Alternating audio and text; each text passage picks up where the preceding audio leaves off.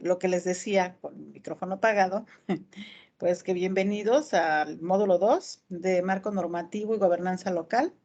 Este módulo lo vamos a dividir en 3 unidades. La primera es de principales instrumentos internacionales en materia urbanística y ambiental.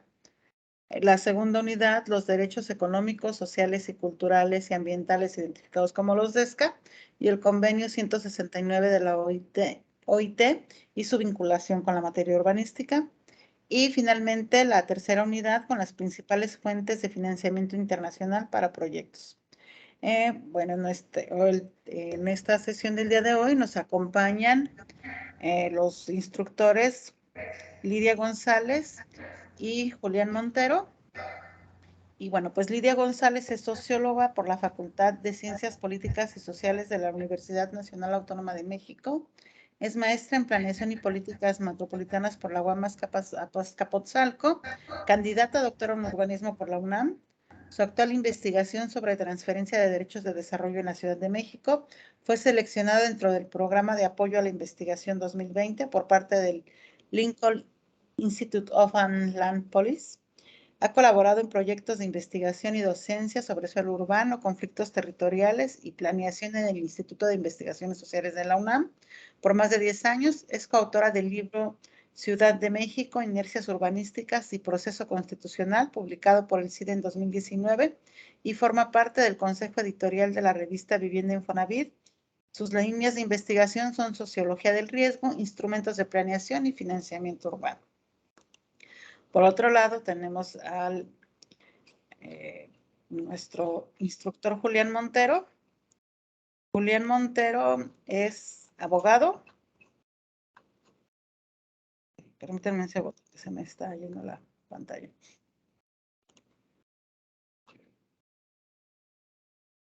Es abogado también por la Universidad Nacional Autónoma de México, maestro por la Universidad de Aberdeen en el Reino Unido. Actualmente es doctorante por la UNAM en el tema de justicia energética. Ha participado en proyectos de infraestructura en materia de energía, hidrocarburos y renovables, agua y saneamiento, desarrollo sostenible para comunidades, reutilización del espacio público en ciudades. Desde hace 2 años colabora con ONU Hábitat en temas de relocalización consensuada, desarrollo sustentable para comunidades, entre otros temas. Entonces, bueno, pues les doy la palabra y bienvenidos nuevamente a todos. Muchas gracias, Marcela. Muchas gracias a todas y todos por estar aquí en esta mañana. Nos da mucho gusto poder compartir con ustedes unas cuantas palabras con relación a estos temas. Comienzo por comentar de manera general la estructura del módulo. Como lo comentaba Maristela, está conformada por 3 unidades. En esta primera unidad nos vamos a abocar a instrumentos internacionales de planeación y de medio ambiente. Sabemos que en previas sesiones han hablado muy ampliamente sobre la Agenda 2030, sobre la nueva agenda urbana, así que el enfoque que queremos darle en esta parte es la importancia desde ustedes como tomadores de decisiones, como generadores de instrumentos de planeación, de programas, de cuestiones de acciones específicas hacia la materia ambiental, cómo es que están relacionadas esos 2 grandes universos y la importancia que ello tiene para la planeación.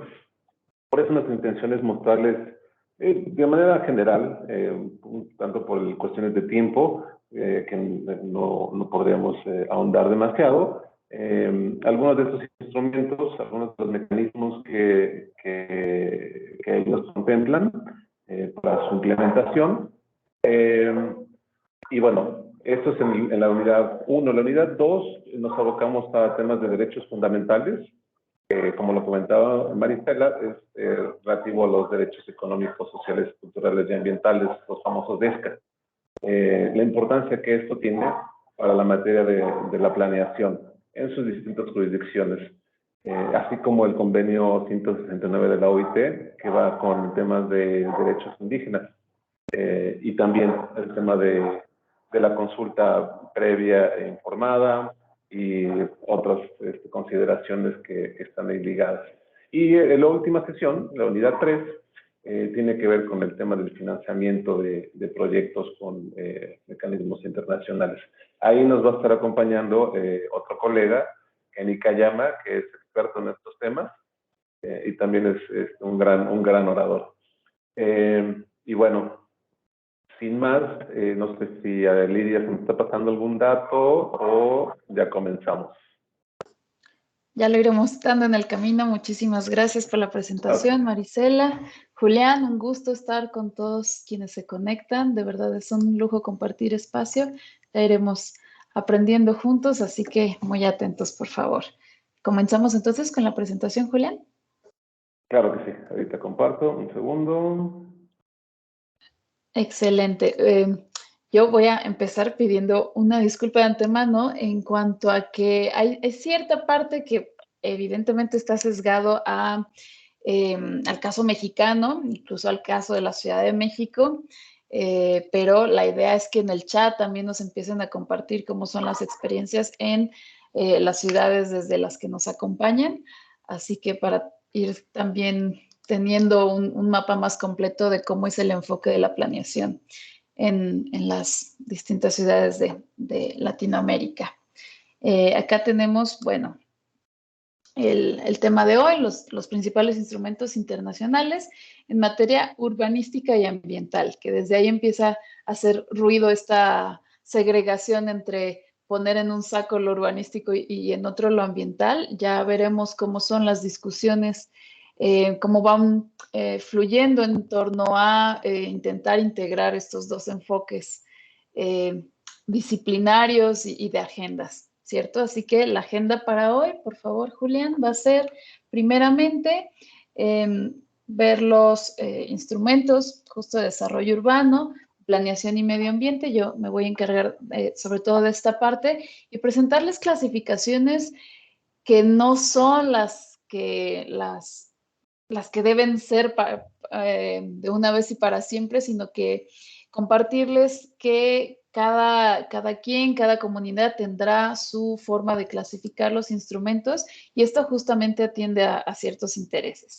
Vamos a ver con menos detenimiento que en otras sesiones la Agenda 2030 y sus objetivos de desarrollo sostenible, la nueva Agenda Urbana y el Acuerdo de París, Acuerdo de Escazú, Convenio de Basilea y consideraciones. También, sobre todo, para que cada quien vaya detectando en qué medida en sus ciudades y en su normatividad está presente qué o qué hace falta. Ese es más que nada el objetivo de esta estructura del día de hoy. Así que, Julián, por favor, para abrir boca con nuestro gran primer tema, diremos, por favor, la siguiente. Los datos que seguramente a todos nos suenan en la cabeza, estos datos ambientales para las ciudades, que tienen que ver con toda esta demanda de recursos naturales que las ciudades generan, ¿cierto? No es que podamos clasificar el suelo en rural y urbano de una manera tan fácil como si no hubiera esta confluencia entre los suelos y estas necesidades mutuas, ¿cierto? Tanto las ciudades necesitan de suelo agrícola y de recursos por parte de los suelos de conservación, de los suelos agrícolas, como viceversa, ¿cierto? Los recursos y los flujos van en todos los sentidos, así que pensémoslo mucho por ahí en el sentido de estos flujos. Así pues, la demanda de recursos naturales que tiene que ver con lo que ya sabemos, comida, ropa, agua, vivienda, etcétera, y la extracción de recursos. Aquí Julián es el experto en estas temáticas, sobre todo también de energía. Les pedimos... También, disculpa que te interrumpa, Lidia. En ese sentido, efectivamente, hoy en día los estilos de vida y las formas de consumo están muy ligadas con todo el tema de, obviamente, de extracción, de recursos naturales. Y bueno, buena parte de la población vive en ciudades que son muy demandantes en cuanto a recursos. Demandan mucha energía, demandan mucha comida, demandan muchas cosas y a la vez son generadoras, grandes generadoras de aguas residuales o aguas servidas, como le llaman en otras latitudes, aguas sanitarias, de residuos, de muchos tipos de residuos. A su vez generan otras cosas. Entonces, todo va ligado con el tema de una planeación, de programas, de ordenamiento. Y ustedes, como tomadores de decisiones, es importante que tengan esto en mente en el momento en el que están tomando esas consideraciones, que están haciendo esas planeaciones, que están ejecutando sus planes y sus programas, porque definitivamente la parte urbana y la parte ambiental, si bien como dice Lidia, son paralelas, pero de repente hacen cruzamientos, hacen unos bucles entre ellas, ¿no? Por proyectos, por decisiones. Entonces, definitivamente hoy en día es muy importante también tener en cuenta la materia urbana como, la materia ambiental dentro del espectro de lo urbano para la planeación. Y bueno, obviamente la parte jurídica, pues en cada una de sus jurisdicciones, como bien dice Lidia, ustedes van a tener ahí la expresión de estos instrumentos internacionales en alguna ley, en algún código, en algún reglamento, que a su vez está ligado con el tema de cumplimiento de los derechos fundamentales y en específico el tema del derecho humano a un medio ambiente sano para el desarrollo y con el tema de desarrollo sostenible. Entonces, el tener esta visión, el tener esta macrovisión del urbano y el ambiental como dos mundos compartidos y paralelos, nos ayuda a la realización, al cumplimiento de estos derechos fundamentales, entre otros muchos, ¿no? Pero bueno, esa es la acotación. Muchas gracias, Julián. Sí, justo el comentario nos ayuda a pensar todos estos temas que vamos a ver hoy para pensar en la regulación, justo de estos flujos, de esta producción, de estos desechos. ¿Cómo les ponemos orden? ¿A qué tanto sí, qué tanto no? ¿En dónde? ¿Cierto? Pensar ya en términos de zonificación, de umbrales, todas estas definiciones que tienen que ver con el mundo del derecho y en estos espacios que, pues si bien los categorizamos teóricamente, pues en la realidad sabemos que no es tan así, como que la agenda verde y la agenda gris se vayan por lados totalmente distintos. Sabemos que pues es resultado de ciertos sesgos disciplinarios y de ciertos campos sociales. A veces nuestros tomadores de decisiones están más hacia un lado, por ejemplo, a lo mejor más cooptados por arquitectos, a lo mejor más por ingenieros. Hoy día las generaciones pues empieza a haber más urbanistas, planeadores urbanos. En México tenemos incluso la carrera de asentamientos humanos. Es decir, tiene que ver también con un lenguaje disciplinario el cómo se dominan las agendas. Y esto es como lo que queremos dejar hoy. La lámina cierra con el dato de que actualmente el 55% de la población vive en ciudades. No sé si ustedes, y para empezar a dejarles tarea en el chat, tengan idea de qué porcentaje de población es urbana en sus respectivos países o bien ciudades.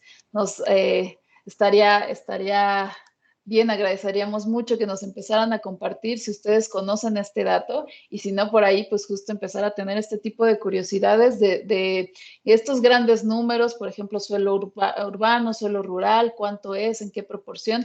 En cuanto a la población urbana, por ejemplo, en México, y de acuerdo a los datos de INEGI, aproximadamente 70 y pico, casi el 80% de la población es urbana en México. Entonces, bueno, si por ahí nos pueden empezar, gracias, a regalar o a compartir sus datos para ir conociendo y teniendo más sensibilidad sobre estas estadísticas en nuestras ciudades de la región. Siguiente lámina, por favor, Julián.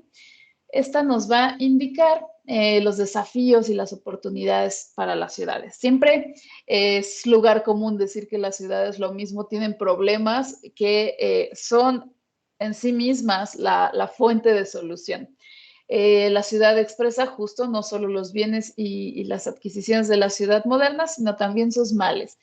Creo que podemos estar muy familiarizados con que con esto del malestar urbano y cómo las ciudades son fuente de todas estas problemáticas, incluso, cierto, en la iconografía que solemos ver, el campo es verde y soleado y de pronto las ciudades son estas manchas grises y estos edificios tristes. Bueno, tratemos de compensar un poco estas imágenes que tenemos, verlo más en el sentido de flujos y sí, en la ciudad como malestar, pero también como esta área de oportunidad, porque en sí mismo, en sus plusvalores tenemos pues una gran ventana de oportunidad. Muchas gracias por quienes empiezan a compartir sus porcentajes, así nos vamos dando cuenta de qué tanto nos parecemos o bien cuáles son los contrastes entre nuestras ciudades. Bueno, acá también se nos indica que los países menos desarrollados pues concentran el 95% de la expansión urbana a nivel mundial y sabemos que vamos a ritmos muy, muy acelerados y que esto implica huellas ecológicas pues muy altas y pues también ciertamente desproporcionadas. Por otro lado, las oportunidades implican la diversificación de los espacios para la instalación de tecnologías, acá todo un discurso de las tecnologías verdes para fomentar acciones que reduzcan los contaminantes, pero aquí igualmente pensar en qué tanto la regulación beneficia, hacia dónde y hacia quiénes.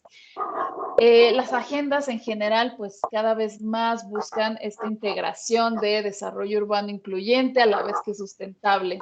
Y hacia allá van pensadas las orientaciones de los ajustes normativos, ¿cierto? Para integrar. Por ahí les vamos a recordar que quienes vayan accediendo, a favor de cerrar sus micrófonos. Por favor, vamos a la siguiente lámina donde ya se empieza con una última acotación con esta lámina. Disculpen, en la parte de oportunidades, y precisamente esto es lo que queremos recalcar en esta última oportunidad, que es la reducción de esta huella ecológica que tienen las ciudades. Lo que comentábamos hace unos minutos, las ciudades son muy altas, demandan muchas cosas y generan otras tantas que implican planeación, implican gasto, implican energía, implican impactos, implican muchas cosas para el ambiente, para la sociedad, muchas situaciones. Entonces, la intención es poder, como bien lo comentaba Lidia, generar esa curiosidad, presentándoles de manera general estos instrumentos que existen, para que a partir de eso ustedes puedan generar esas soluciones, estas respuestas a estas preguntas de cómo podemos reducir esta huella ecológica de las ciudades, que ahorita como estoy viendo en la pantalla la participación que amablemente nos hacen favor de enviar esa información, la mayoría es efectivamente población que vive en ciudades. Entonces, ahí la región América Latina y Caribe pues, compartimos esa particularidad, ¿no? Entonces, de ahí está importante. Esa es la acotación. Muchas gracias, Julián. Y sí, justo la importancia de los impactos y que igualmente tengan la curiosidad de divagar en su marco normativo para conocer cómo están regulados los impactos urbanos y ambientales, saber si, por ejemplo, está por un lado el dictamen de impacto urbano y por otro el dictamen de impacto ambiental, en qué tipo de proyectos se solicita cada uno, si se solicita de manera integrada, como es cada vez más la tendencia, que ustedes justo tengan esa afinidad de localizar sus propios instrumentos. Y eso me da pie para la siguiente lámina, presentarles lo que es solamente una clasificación de una institución que seguramente a muchos les sonará, el ITDP.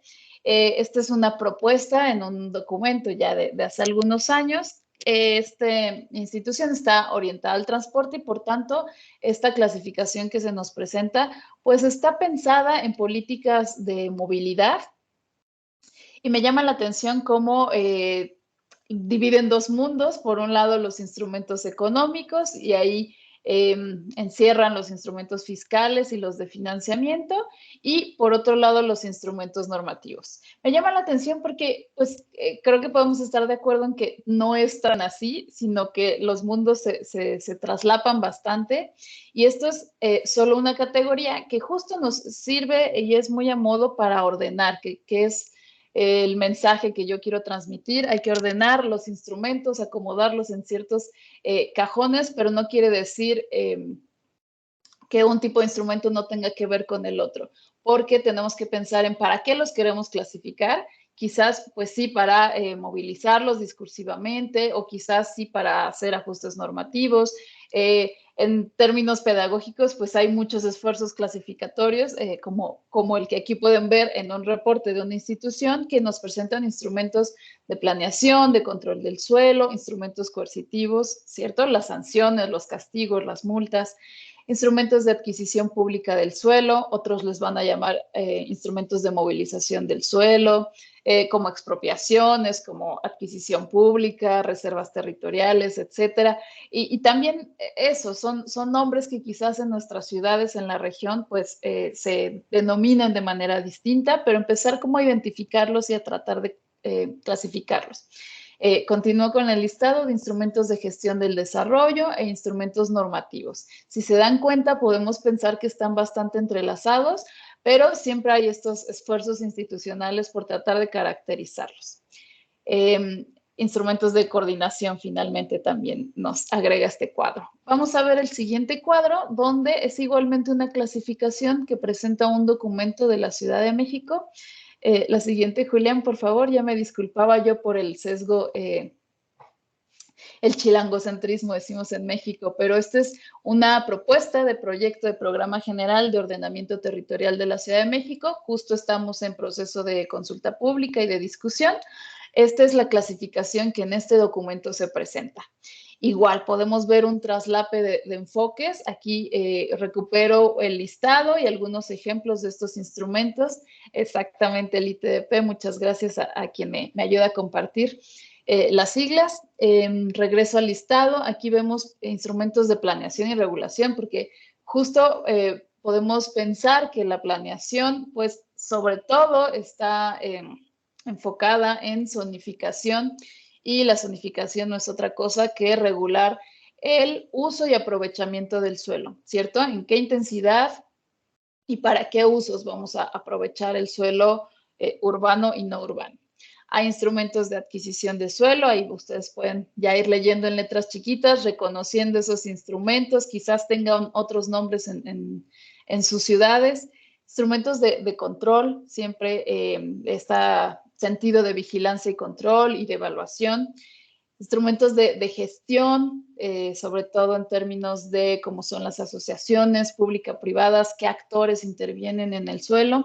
Instrumentos de financiamiento, que ya veremos muy puntualmente en la tercera unidad de este módulo. Instrumentos de fomento y focalización de inversión, de participación, que de alguna manera son también transversales a todos los anteriores. Podemos pensar e igualmente invitarlos a curiosear en su marco normativo qué ejercicios participativos dispone la ley para aprobar o no cierto tipo de proyectos o de cambios de uso de suelo, etcétera. En México tenemos estas normas de ordenamiento ecológico e impacto ambiental y normas generales de ordenación. Hay mucho este sentido de dividir los temas, por un lado lo ecológico, por otro lo ambiental, pero si se dan cuenta, o por ejemplo, al menos en el título de este programa, pues ya se trata de conjuntar lo ecológico con lo urbano en los términos de ordenamiento territorial.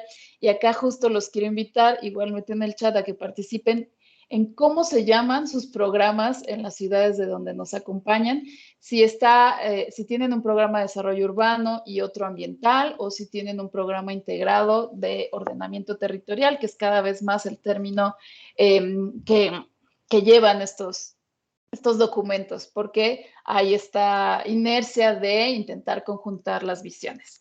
La siguiente, por favor, Julián, es un último ejemplo que se incluye en este documento mexicano del Programa Nacional de Ordenamiento Territorial y Desarrollo Urbano. Igualmente es el sentido que sigue el ENOT. Y aquí copié la página del documento por si tienen curiosidad de irlo a revisar igualmente. En sus estrategias se trata de impulsar la formulación, actualización y seguimiento de los instrumentos de planeación del ordenamiento territorial y desarrollo urbano. Vean cómo justo el discurso de un documento institucional de alguna manera conjunta todo, como para casi que no pelearse. les llama de planeación, pero también de ordenamiento territorial, pero también de desarrollo urbano. Si ustedes, quienes estén familiarizados con las leyes mexicanas, piensan en cómo se llama la ley que anteriormente era solo la Ley General de Asentamientos Humanos, hoy día se llama asentamientos humanos, como para dar voz al tema de la población, de vivienda.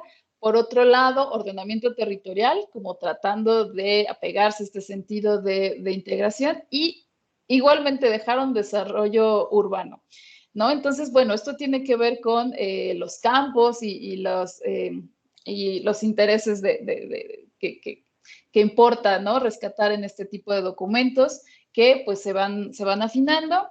E igualmente nos dice este párrafo para reorientar el desarrollo agrario, es decir, aquí ya nos están metiendo el suelo, el tema de suelo urbano, rural, disculpen, es desarrollo agrario, territorial y urbano con una visión integral, sistémica y equilibrada. Imagino que en sus ciudades pues hay esta misma tendencia que de pronto pareciera algo caótica y algo omniabarcadora y bastante bastante pretenciosa, pero imagino hay estas mismas inercias. Así que bueno, yo hasta aquí dejo mi comentario en torno a sí, esta tendencia de integrar enfoques. Adelante, Julián. Gracias, Lidia. Muchas gracias. Bien, ahora el siguiente punto que vamos a tratar es la Agenda 2030 de sus ODS y posterior la nueva agenda urbana. Como habíamos comentado, ustedes ya han tenido varias exposiciones al respecto. Entonces aquí nos vamos a enfocar en la parte de la relación de los ODS en temas ambientales y temas urbanos de manera muy general, también porque sabemos que esto ya lo han visto en otras exposiciones previas a esta. Lo que ya todos conocemos, que la agenda fue adoptada en 2015, se generaron los Objetivos de Desarrollo Sostenible, ODS, que es la evolución de los Objetivos de Desarrollo del Milenio, que aquí tenemos los 17 objetivos con las 169 metas. Aquí está una gráfica un poco más clara, con los 231 indicadores que se generaron, que es para todo el seguimiento y cumplimiento de estas metas y de los objetivos, ¿no? De los ODS. Bien, de la Agenda 2030 tenemos estas, digamos, clasificaciones que es lo que busca la agenda. Y en particular aquí nos enfocamos en dos, que es planeta y prosperidad. ¿Por qué planeta y prosperidad? Porque son los que tienen una gran relevancia para estas materias que estamos comentando, que es el tema de lo urbano y lo ambiental. Tienen una gran relación entre ellos. Como lo expresa en este esquema que me encanta, que es un esquema que pone a los ODS en 3 dimensiones, porque tendemos a ver las cosas normalmente en 2 planos, cuando en realidad son en 3 dimensiones, en el eje X, Y y Z, ¿no? ¿Por qué? Pues porque así es la realidad, así es donde el mundo en el que nos movemos. Y bueno, aquí claramente se ve que la parte donde está todo sustentado es en la parte de la biosfera, del entorno ecológico, que va relacionado con los ODS 14, 15, el 6 y 13, que tienen que ver con cuestiones del mar, de biodiversidad, cambio climático, de agua y saneamiento. Y a su vez eso es lo que sustenta, donde está soportado todo el tema de la sociedad, que está, por supuesto, el ODS 11, que va muy relacionado con lo que hace ONU Habitat, y también con lo que todos ustedes como tomadores de decisiones en distintas jurisdicciones llevan a cabo. Ahí obviamente entra todo el tema de energías renovables, de reducción de la pobreza, salud, pero está sustentado en un espacio mucho mayor, en un área que es la biosfera, que es donde estamos nosotros construyendo nuestras ciudades, nuestras comunidades rurales, estamos ahí. Y después ya viene la parte económica, con todo lo que ello implica, consumos, estilos de vida, formas de consumo, ya lo decimos muy al principio. Y una vez que tenemos todos estos universos, estas 3 dimensiones X, Y, Z, entonces ya llegamos al tema de acuerdos y ya podemos brincar a otros planos, ¿no? Pero tener muy claro que esa relación, esos vínculos que existen entre los ODS y los distintos disculpen, ámbitos donde se están desarrollando. Ok, ahora, ¿qué es lo que nosotros queremos resaltar en esta parte con el tema de la Agenda 2030? Es la implementación, que son realmente los 4 grandes puntos que maneja la agenda, que es la responsabilidad de los países que tienen frente a la agenda, y estas 3 preguntas de cómo los aplicamos, cómo los supervisamos, y el cambio climático y el desarrollo sostenible, qué relación tienen entre ellos, ¿no? Que es muy importante para todo lo que hemos estado ahorita comentando desde el comienzo de la presentación. En el primer punto, que son las responsabilidades que tendríamos cada uno de los países firmantes ante la agenda, son estos 5 puntos. Muy importante que los ODS no son jurídicamente obligatorios. Son unos aspiracionales, fueron desarrollados al momento de la creación de la agenda, como ya se ha comentado, y bueno, también el tema de cada país es el experto en sus propias realidades, en sus propios contextos, y serán ellos quienes establecerán los marcos normativos para su cumplimiento a través de precisamente personas como los que estamos aquí el día de hoy, que son los tomadores de las decisiones y los creadores de esos contenidos, ¿no? A través de que, como dice el punto 3, las políticas, planes, programas enfocados al desarrollo sostenible, o como lo manejan ustedes en sus jurisdicciones. Y bueno, también toda la cuestión de seguimiento y el examen propio que las naciones hagan para poderlo presentar a nivel regional y a nivel mundial para ver el seguimiento y cumplimiento de estos ODS, ¿no? Y bueno, por supuesto, ahí va el punto último, que es la recopilación de estos datos. El segundo punto general, que es la pregunta de, bueno, ¿cómo los aplicamos? Pues se tiene la Agenda Addis Abeba, que fue producto también de la Agenda 2030, y aquí lo que la Agenda de Addis Abeba se enfoca es a la financiación para el desarrollo. Y dentro de esta agenda se consideran políticas, medidas ya más específicas para poder llevar a cabo la implementación de la Agenda 2030 a sus ODS. Entonces contempla distintos mecanismos muy interesantes. El vínculo está ahí en el material que se les está compartiendo, por si tienen alguna curiosidad de ver cómo es que está estructurada la agenda de Addis Abeba, es bastante interesante. Bueno, el segundo punto es la armonización de los ODS con las políticas, planes y demás instrumentos. Y aquí ocupo el caso mexicano. El caso de México generó una estrategia nacional para el cumplimiento de los ODS, en el que busca armonizar la Agenda 2030, los ODS, con toda la demás parte programática de los distintos órdenes de gobierno, que en México es lo federal, lo estatal, o en algunas jurisdicciones que le llaman departamentos, y la parte local o municipal. Entonces la idea es que sea una iniciativa federal y que se vaya escurriendo hacia lo local, donde cada una de las autoridades van adoptando los ODS, las metas, y los van integrando a sus distintos cuerpos normativos, ¿no? El tercer punto, en este caso, es las estrategias de desarrollo sostenible, impulsadas por ellas, y ahí va todo el tema de financiación, movilización de recursos y demás. Bueno, para no ser menos reiterativo en estos puntos que sabemos que ya lo han visto, paso a la siguiente, que es cómo supervisamos este cumplimiento.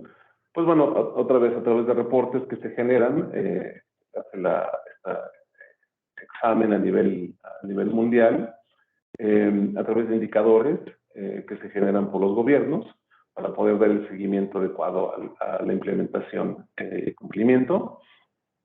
Y bueno, los informes que se generan de toda esta historia de cumplimiento y seguimiento, y que se presentan ante las reuniones anuales de la agenda, ¿no? Y bueno, por último, el tema de cambio climático y desarrollo sostenible, la relación que existe entre esto, y bueno, aquí es importante que debemos de tomar en cuenta el cambio climático,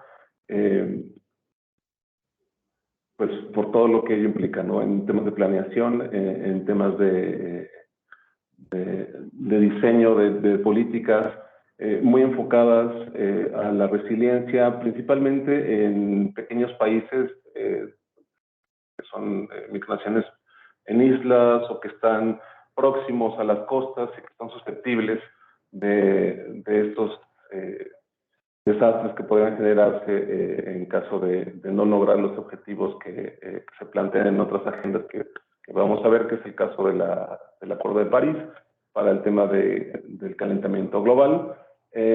Y bueno, toda esta situación de hacer frente al cambio climático, bueno, apoyando a través de financiamiento, de transferencia de tecnología y demás, ¿no? Y bueno, en los puntos 3 y 4 es muy importante. ¿Por qué? Porque las iniciativas referentes a cambio climático van a impulsar el desarrollo sostenible y a la inversa. Las iniciativas de desarrollo sostenible nos van a impulsar el tema del combate al cambio climático. Como dice el punto 4, son dos caras de una misma moneda, que son acciones que se deben de tomar en cuenta y atender, ¿no? Muy puntualmente. Aquí tenemos un esquema que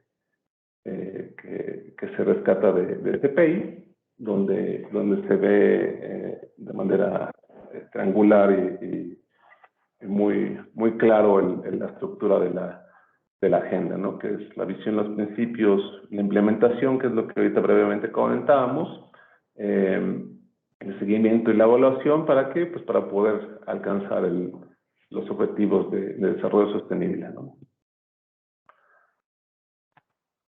Bueno, la nueva agenda urbana, no sé aquí, Lidia, si quieres comentar algo sobre la nueva agenda urbana. No, si gustas, por ahora seguimos. Ok. Igual, es brevemente, porque sabemos que tuvieron inclusive una sesión, una clase magistral referente a la agenda urbana. Ya sabemos que fue adoptada en 2016. Y bueno, sirve como guía de urbanización en este tiempo, en estos años del 16 al 36. Los mecanismos para la implementación, la aplicación de la NAU son 4, aunque aquí marcan nada más uno continuo, pero que bueno, son las políticas, estos sistemas integrados de ciudades y asentamientos humanos, los temas de gobernanza urbana, que va muy ligado con las instituciones, los mecanismos para todos los actores urbanos que están dentro de esos territorios, que buscan un equilibrio en cuanto a controles, inclusión social, crecimiento económico y por supuesto la protección al medio ambiente. El otro punto es el tema de planificación urbana y territorial a largo plazo. Bueno, el tema de la financiación eficaces para que crean, mantengan y compartan el valor de esta urbanización inclusiva y sostenible. El punto importante de la NAU es el derecho a la ciudad, el cual ya todos conocemos y que está expresado aquí en esta parte, y que donde nos enfocamos nosotros, y el objeto de esta presentación era poder crear estas ciudades de asentamientos humanos justos, seguros, sanos, accesibles, asequibles, resilientes y sostenibles. Aquí es estas dos palabritas, resilientes y sostenibles, que van muy ligados con el tema de medio ambiente y las agendas que ellos aplican, ¿no? Con todo el tema de planeación que comentábamos al comienzo. Bueno, todos los marcos de financiación integrados dentro de la NAU, que es una cuestión pública privada con distintos medios para poder lograr su implementación. No me voy a detener mucho en esto porque otra vez es algo que creo que ustedes ya lo han visto en otras sesiones, entonces para no ser muy reiterativo. Pero bueno, la información está aquí, igual los vínculos están en el material que se comparte, por si gustan ampliar un poco más esta sección, para poder pasar entonces a lo que es el acuerdo. Te interrumpo sí. un segundito, Julián. Sí, justo para cerrar esta parte de los mecanismos de financiamiento que se verán más adelante, pues solo justo decir que la nueva agenda urbana, pues a diferencia de visiones anteriores, pues recupera bastante este enfoque de mecanismos de captura de plusvalía, de plusvalor, y que justo tiene que ver con ver a la ciudad como una oportunidad. Y entonces, dado que se reconocen todos los diagnósticos que nuestras ciudades pues son dependientes fiscalmente de estos centralismos, y que se intenta entonces promover una autonomía fiscal y descentralizar esta dependencia que tenemos de los recursos, pues se promueven diferentes tipos de mecanismos de muy distintos alcances y formas de implementación, pero que sí hay un énfasis muy, muy significativo en la nueva agenda urbana para dar pie, ¿no? Que se permita esta recuperación de incrementos de valor del suelo urbano. Únicamente ese paréntesis. Gracias, Lidia. Y bueno, pasamos a el primero de tres instrumentos en cuestiones ambientales que vamos a ver de manera muy general, y es el famoso Acuerdo de París. El Acuerdo de París nace como un acuerdo dentro de la Convención Marco de las Naciones Unidas sobre Cambio Climático. Fue adoptado en el diciembre de 2015 y entra en vigor hasta el 16. Y bueno, el objetivo principal es, como viene aquí, limitar el calentamiento global por debajo de los 2 grados. Al menos, o sea, esa es la meta, un grado y medio por debajo de los niveles industriales. Y lograr un pico máximo de los gases de efecto invernadero lo antes posible. Ahora, ¿cómo funciona el Acuerdo de París? El Acuerdo de París está sostenido principalmente en el tema de transformación económico-social y tiene como base la ciencia, la mejor ciencia disponible. Es decir, aquí el tema de la tecnología es muy importante para el Acuerdo de París. ¿Por qué? Pues porque va relacionado con el tema de la forma en cómo se genera la energía, la forma en cómo se consume la energía y otros muchos generadores de efecto invernadero. Lo que decíamos, los estilos de vida y formas de consumo están íntimamente ligadas con el tema de emisiones de gases de efecto invernadero. Funciona bajo ciclos de 5 años, en donde se va haciendo un tema de incremento de las ambiciones. Cada 5 años se busca aumentar la barra, o sea, que los objetivos sean mayores cada 5 años, hasta lograr las metas.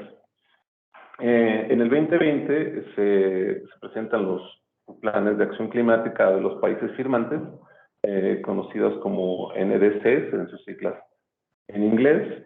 En el caso mexicano fue un poco después de que se firmó, junto con, me parece, Estados Unidos, Alemania y Canadá, presentan estos NDCs posterior a la entrada en vigor del acuerdo. Ahora, estos NDCs son contribuciones nacionales voluntarias, donde cada uno de los países firmantes comunican estas acciones que van a tomar para la reducción de los gases de efecto invernadero, que normalmente se traduce en alguna estrategia, en alguna ley, en algún decreto. Ya depende cada una de las jurisdicciones de cómo es que atienda a este punto. Y bueno, también las acciones para el tema de resiliencia y adaptación por los impactos del aumento de las temperaturas, que es muy importante para países que tienen costas o para pequeños estados, que son islas, donde esto les impacta tremendamente.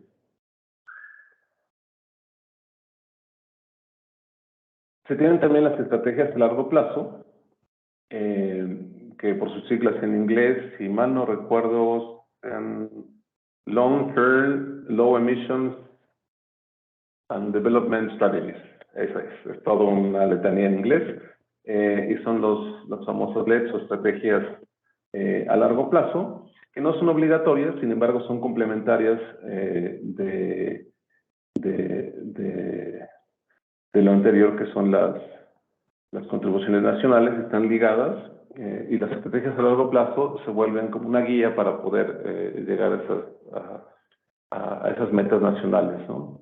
Inclusive existen unas páginas donde pueden ustedes revisar las estrategias de cada uno de los países, que esas me parecen que no están en el material compartido. Entonces, si me permiten un segundo, ahorita se los pongo en el chat, porque sí es muy importante, porque ustedes pueden acceder a estas páginas. Permítanme un segundo, ahorita se los comparto. Bueno, es importante también mencionar que hay 51 países que hasta el día de hoy han enviado sus estrategias a largo plazo. Permítanme un segundo.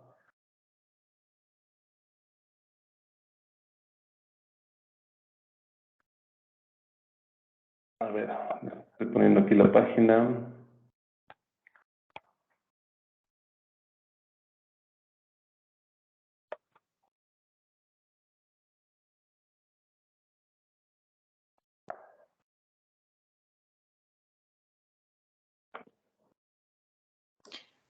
Mientras tanto, igualmente les regalo en el chat una cita en el artículo 152 de la nueva agenda urbana.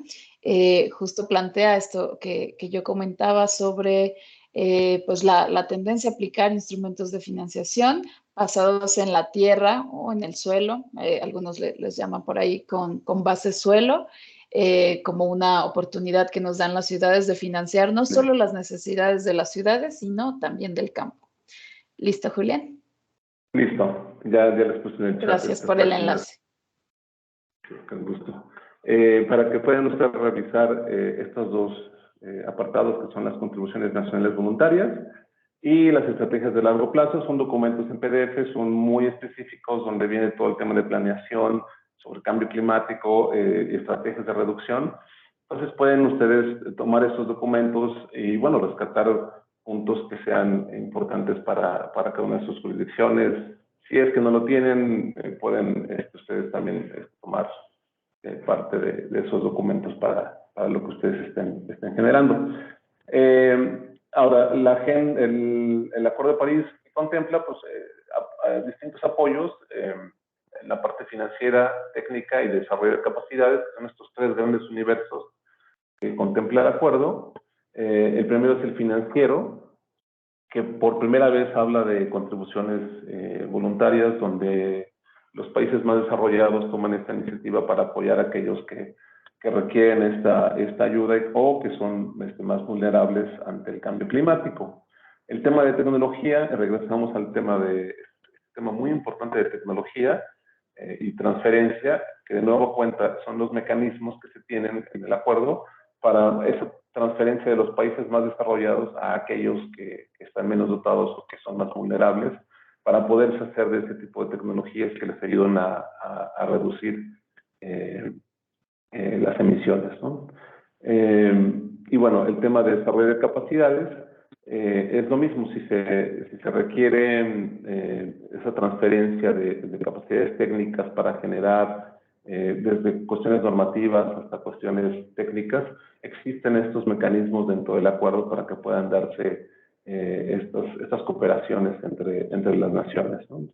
Y con ello poder combatir a nivel global el calentamiento global. Y por último tenemos el tema de cómo es que se reportan los progresos del acuerdo. Pues se creó esta plataforma que se llama la plataforma Nazca. Aquí sí viene el vínculo. También los invito a que puedan entrar y revisar la plataforma, porque en esta plataforma no nada más está la parte gubernamental, sino también, y por primera vez, se involucra a la sociedad civil, a empresas. Entonces es muy interesante ciertos compromisos que están ahí expresados en la plataforma, de cada uno de estos actores importantes dentro del tema de cambio climático. Es una plataforma muy interactiva, tiene unos mapas, entonces uno puede darle clic a los países y ahí vienen toda la descripción de los compromisos que vienen nacionales y de todos estos actores. Y lo pueden descargar también, o sea, pueden descargar estos documentos en la mayoría de los casos. Y normalmente se mantiene actualizada esta plataforma. Entonces, los invito también a que puedan acceder a ella para conocer estos progresos que se tienen dentro del acuerdo. Una vez más, tenemos el esquemita de CPI sobre la estructura del Acuerdo de París, de manera muy esquemática, muy resumida, cómo es que está conformado el famoso Acuerdo de París. Y bueno, pasamos al Acuerdo de Escazú. Un segundo.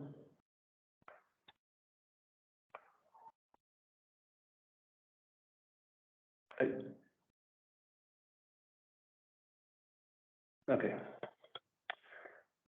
Bueno, el Acuerdo de Escazú, el nombre completo es el Acuerdo Regional sobre el Acceso a la Información, la Participación Pública y el Acceso a la Justicia en Asuntos Ambientales en América Latina y el Caribe, mejor conocido como Acuerdo de Escazú.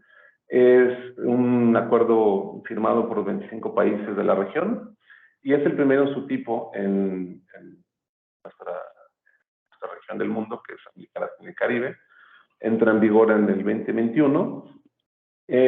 Durante la conferencia de las Naciones Unidas sobre el Desarrollo Sostenible, en Río +20, ahí fue donde la delegación precedida por Chile y Costa Rica, no recuerdo, me parece que estaba también, no precedida, pero estaba México, no creo si Nicaragua, Trinidad y Tobago y otro país, que fueron los que se originaron este acuerdo, que lo que busca es cumplir con el principio 10 de la conferencia de Río de Janeiro del 92, sobre el tema de acceso a la información ambiental para la toma de decisiones.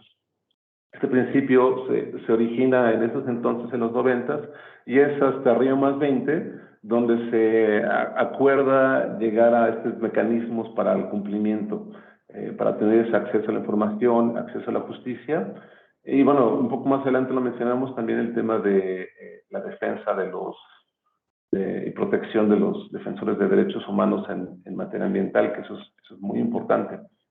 Eso es muy importante para la región, no nada más de América Latina, sino del mundo. Aquí es un mapa de los países firmantes del acuerdo. Países que ya ratificaron están en azul, los firmantes en verde, pues, en negociaciones, y los países que no lo han firmado.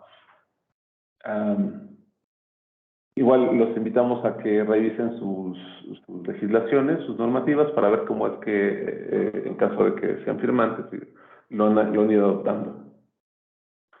Ahora, ¿qué fomenta el Acuerdo de Escazú? Pues fomenta el acceso a la información ambiental por parte de las autoridades responsables. En caso de que la información sea negada, bueno, tiene que ser esa negación de la información, no es nada más no porque no. Se busca la generación y divulgación de esta información. ¿Por qué se genera y se divulga? Pues para que se pueda tomar una decisión informada por parte de las personas que puedan ser afectadas. Se buscan mecanismos de participación pública para la toma de decisiones de cuestiones ambientales. Se promueve también el acceso a la justicia en asuntos ambientales. Y el último punto, que es muy importante y es único en su tipo, que es el tema de la protección de los defensores de derechos humanos en materia ambiental. Y aquí lo que se busca es que este acuerdo influya en la legislación de los países, cuestiones reglamentarias, administrativas, todas las disposiciones internas que vayan enfocados a estos puntos que fomenta el acuerdo.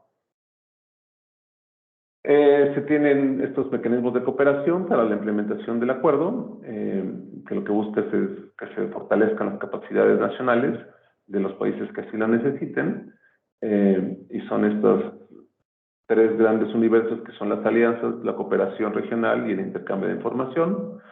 ¿A través de qué? A través de diálogos, talleres, intercambios, un poco como lo estamos haciendo ahora, observatorios, donde pueda haber ese intercambio de información entre los distintos expertos en los distintos países.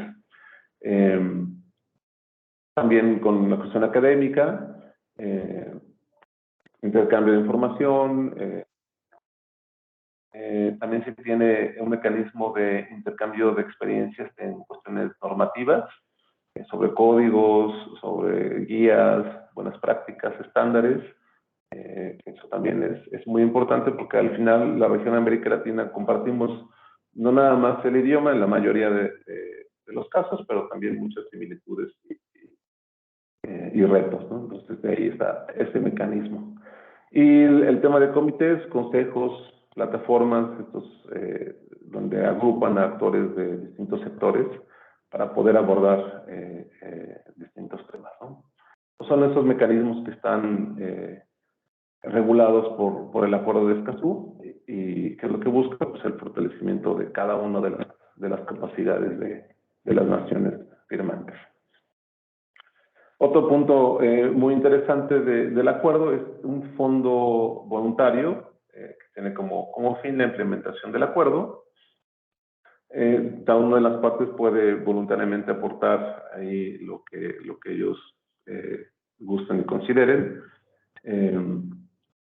Y bueno, lo que se busca es que con ese fondo se apoye a otras naciones que así lo requieren para la implementación del acuerdo, ya sea para generar alguna legislación y se requiere el apoyo de técnicos o de expertos. Bueno, pues a través de ese fondo se puede lograr. Y en el 2022 este fondo adoptó las regulaciones del Fondo Fiduciario bajo el reglamento financiero de Naciones Unidas. Eso es lo último que ha pasado con este fondo. Igual en el acuerdo vienen todos los mecanismos de acceso a este fondo. Y los órganos que lo conforman al acuerdo es la Conferencia de las Partes, el Centro de Intercambio de Información, el Fondo de las Contribuciones Voluntarias y el Comité de Apoyo a la Aplicación y el Cumplimiento. Igual aquí viene el vínculo y les invitamos a que puedan entrar a él y puedan navegar por la página para que conozcan un poco más acerca de este acuerdo de Escazú, que es muy importante para la región de América Latina y Caribe. La Convención de Basilea. La Convención de Basilea se crea por parte después del Programa Nacional de las Naciones Unidas del Medio Ambiente.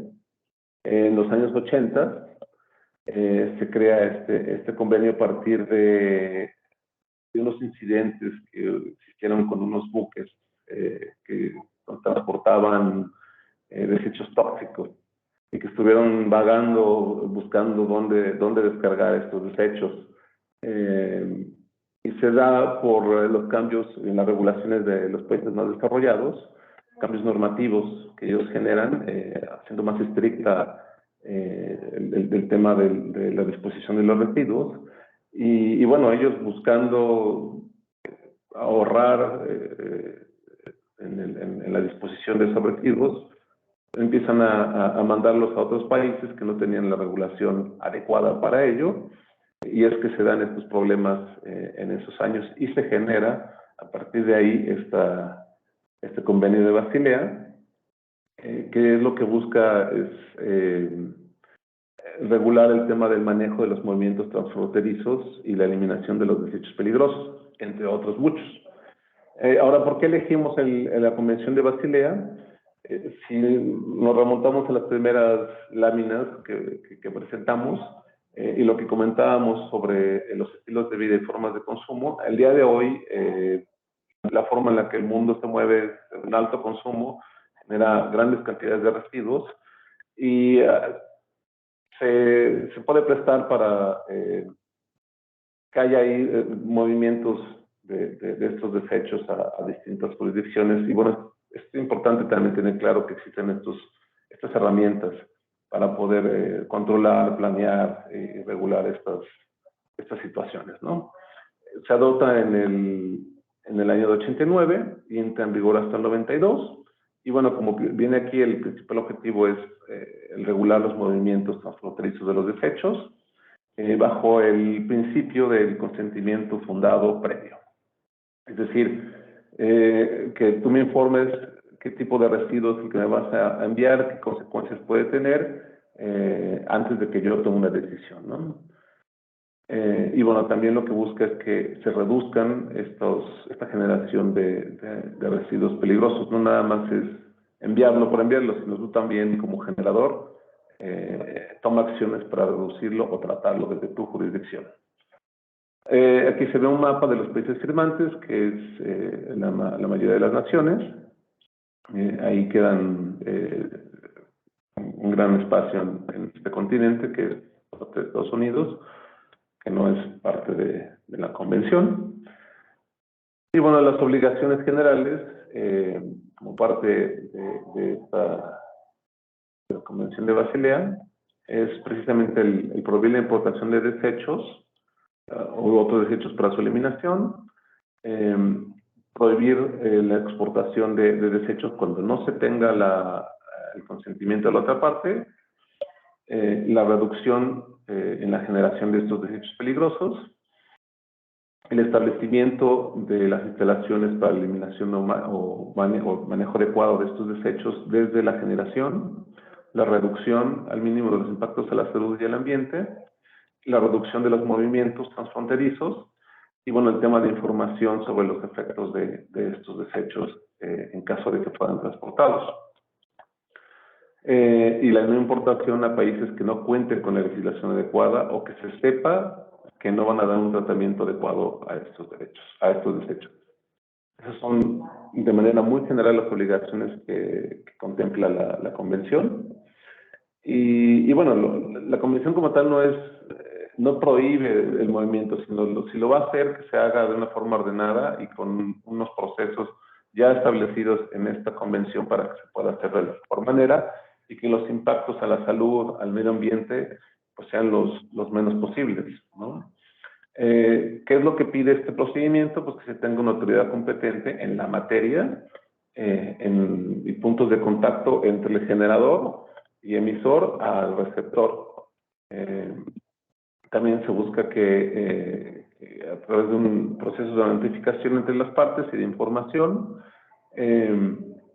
donde se informa las características de los desechos, las posibles consecuencias a la salud, las formas de tratamiento, todo debe estar en estas notificaciones entre las partes. También en caso de que no se concrete este envío de los desechos, bueno, pues se tiene la obligación del que lo genera de reincorporarlo y de hacerse cargo de esa reincorporación de los desechos hacia su jurisdicción. También regula el tema del tráfico ilícito transfronterizo de los desechos y mecanismos de cooperación entre las naciones. ¿Para efecto de qué? Como viene aquí, proporcionar información, cooperación de vigilancia, aplicación de nuevas tecnologías, transferencia de tecnología y cooperación en el desarrollo de directrices, normas, leyes, códigos y demás regulaciones. Planeación también para el tema de manejo de residuos. Y bueno, un punto muy importante es que el Convenio de Basilea también toma en cuenta aquellas partes que no son firmantes. Es decir, si mi país no es firmante, yo puedo también apegarme al convenio mediante los mecanismos que ahí están contenidos, ¿no? Entonces, este es un punto muy importante que maneja el Convenio de Basilea. Ahora, de los aspectos financieros, al día de hoy se han creado distintas regiones, se hace cuestión de regionalización, y ahí se hacen igual unos fondos de carácter voluntario que apoyan estas regiones del convenio, donde se busca la capacitación, transferencia de tecnología, todo lo que hemos comentado a través de esas regionalizaciones. Que otro de los puntos importantes es precisamente la reducción al mínimo de la generación de estos residuos. Es un fondo, como viene aquí, rotatorio y busca también una asistencia provisional en casos de emergencia. Es como un fondo de emergencia en caso de que se requiera, no sé, atender alguna tragedia de residuos. Bueno, pues se tiene este fondo en el que se puede acceder, ¿no? Con el objetivo de reducir al mínimo los posibles daños que se puedan dar, ¿no? Y bueno, el convenio de Basilea forma parte de otro pequeño universo, que son 3 convenios y que tienen una sinergia entre ellos y que tienen el objetivo de cumplir con el derecho humano a un medio ambiente sano, que aquí lo podemos ver, que es el convenio de Basilea sobre control de movimientos transfronterizos de desechos peligrosos, el convenio de Estocolmo sobre contaminantes orgánicos persistentes, y el convenio de Rotterdam sobre plaguicidas y productos químicos peligrosos que son objeto de comercio. Son estos 3 que, si bien están relacionados, son materias distintas y que a su vez están todos ligados por una iniciativa, que es la iniciativa Synergies. Lo que busca es el cumplimiento de estos tres instrumentos. Entonces, igual los invitamos a que puedan acceder a la página del Convenio de Basilea y ahí mismo pueden ustedes, en las mismas vínculos, está el Convenio de Rotterdam, el Convenio de Estocolmo y la iniciativa Synergies, con información muy clara, con todo esto que les hemos comentado, pero ya específico para cada uno de estos puntos. Y bueno, les puede ser de mucha ayuda en caso de que tengan un tema relacionado con estas materias. Ahí está la información. Y bueno, también comentar que otros instrumentos internacionales relacionados con el medio ambiente, que bueno, también por cuestiones de tiempo ya no los incluimos, pero sí los queríamos mencionar, que es el convenio Ramsar, que va enfocado a temas de humedales y hábitat de aves acuáticas, la protección de estos espacios, CITES, que es la Convención sobre Especies Amenazadas de Fauna y Flora, CBD, que es el Convenio de la Biodiversidad Biológica, su conservación y el uso sostenible, la Convención de las Naciones Unidas contra la lucha de la desertificación y 2 protocolos, Cartagena y Nagoya, que surgen del Convenio sobre la Diversidad Biológica, que es sobre el uso de la biotecnología y recursos genéticos. ¿Por qué los mencionamos? Porque otra vez América y el Caribe compartimos muchas características y muchas similitudes en cuanto a sitios Ramsar, en cuanto a diversidad de flora y fauna, en cuanto a diversidad biológica. Otras regiones del mundo también, pero en especial América Latina y el Caribe tenemos esa particularidad. Entonces es importante por lo menos conocer este otro universo que también está ahí presente, que en algunos casos forma parte de sus regulaciones y de sus jurisdicciones. Y bueno, unas consideraciones sobre esto que hemos estado comentando, en el sentido de que todos podemos contribuir para lograr un cambio. O sea, estamos aquí ante gente que toma decisiones, que genera documentos que guían la vida pública, la vida de sus comunidades, de sus ciudades, de su población. Entonces podemos todos poner un granito de arena para lograr este cambio, para lograr un desarrollo sostenible, para lograr la realización de estos derechos, en particular el tema del derecho humano a un medio ambiente sano para el desarrollo. Y podemos tomar estas acciones en temas de energía, como el uso eficiente de energías, el uso de energía renovable, consumo racional de energía, eficiencia energética, que todas estas ideas se pueden traducir en alguna regulación, en algún código, en alguna normativa. El tema de transporte, pues aquí tenemos la mejora de los sistemas de transporte público, el uso de combustibles alternativos, el uso de vehículos híbridos o eléctricos, el fomento de teletrabajo para evitar que que la gente se desplace. Esas son otras acciones que también se pueden tomar. En el tema de agua, aquí faltan unas partes, pero es el uso inteligente del agua, la protección de los bosques, la protección de las zonas de recarga de los mantos acuíferos, el tema de contaminantes de residuos, también es muy importante para el tema agua.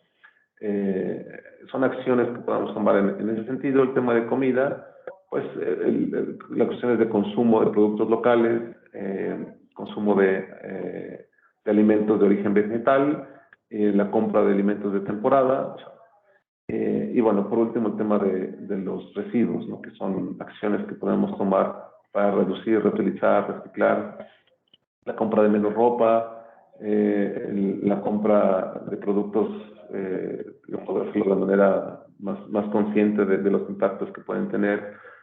Y son todos estos puntos que queremos compartir y comentar con ustedes como posibles acciones para contribuir a un cambio regional en América Latina y en el Caribe, que se puedan expresar en algún documento, en alguna planeación, en algún código.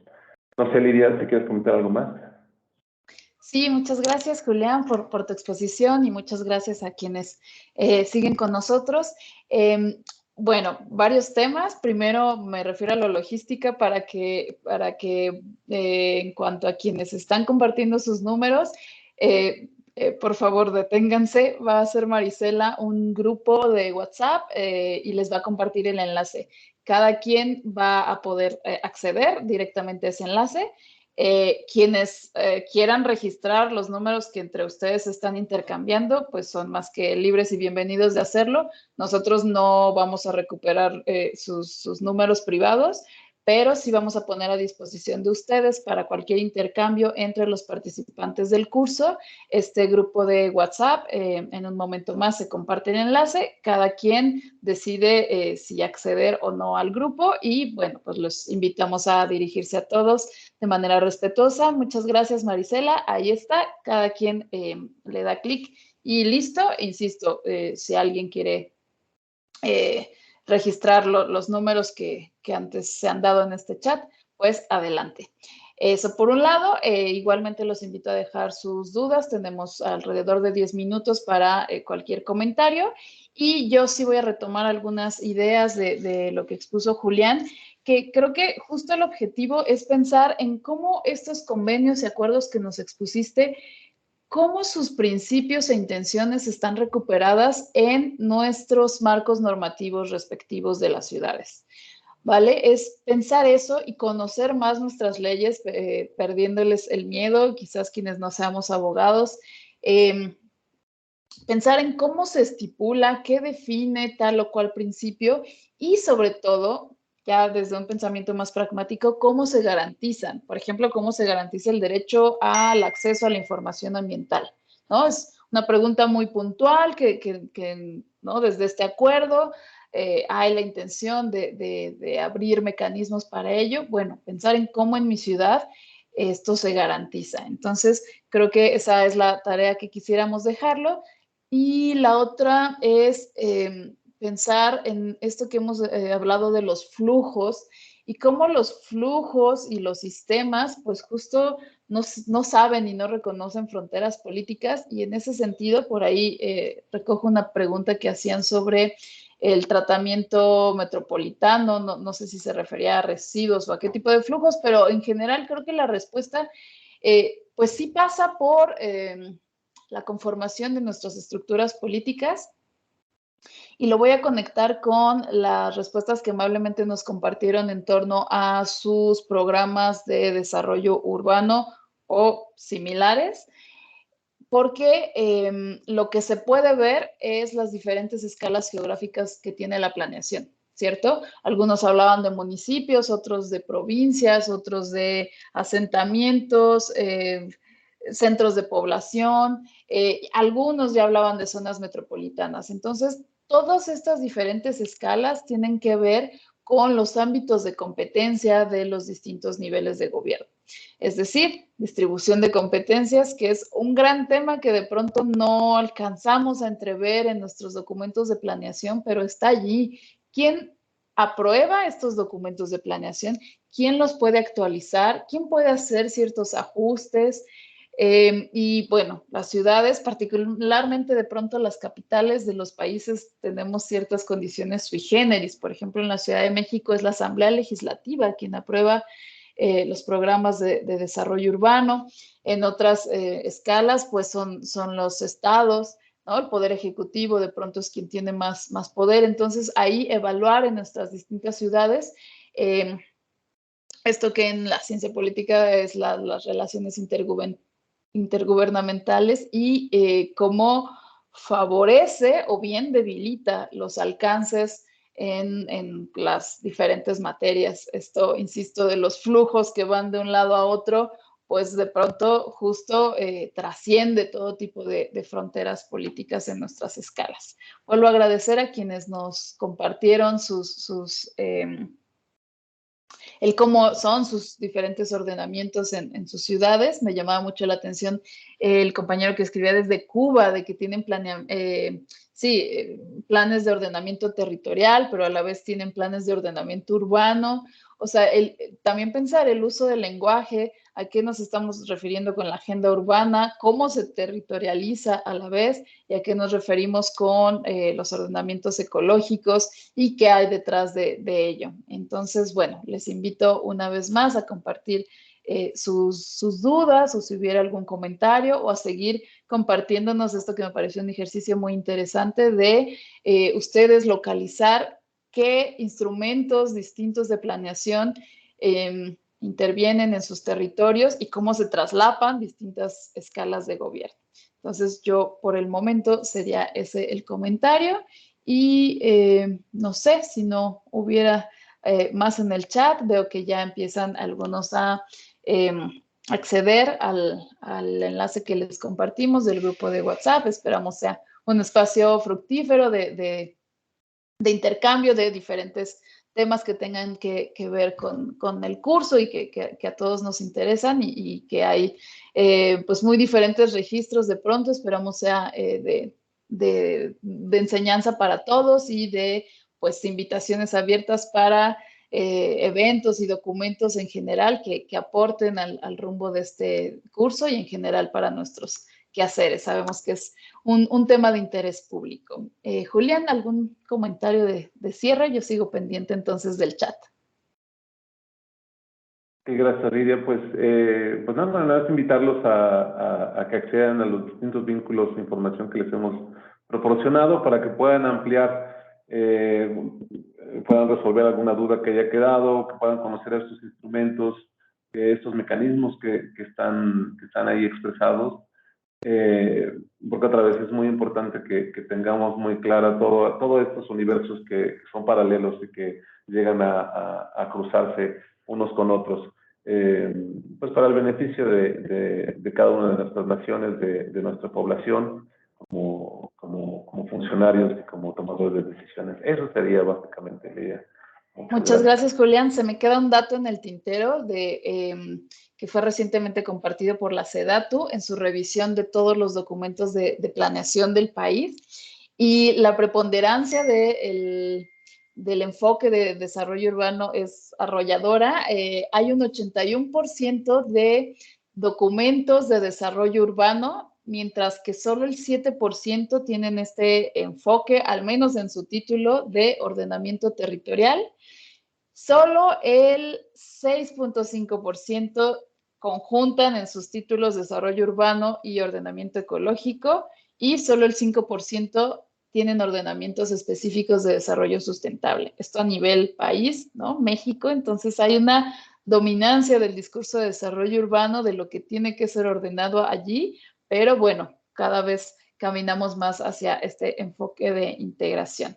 Muchas gracias por sus comentarios, por sus felicitaciones y pues sin más entonces damos por terminada la sesión de hoy y les invitamos a la próxima sesión el martes. Marisela, ¿hay algún otro mensaje? No, de momento no. Los esperamos el martes. Y bueno,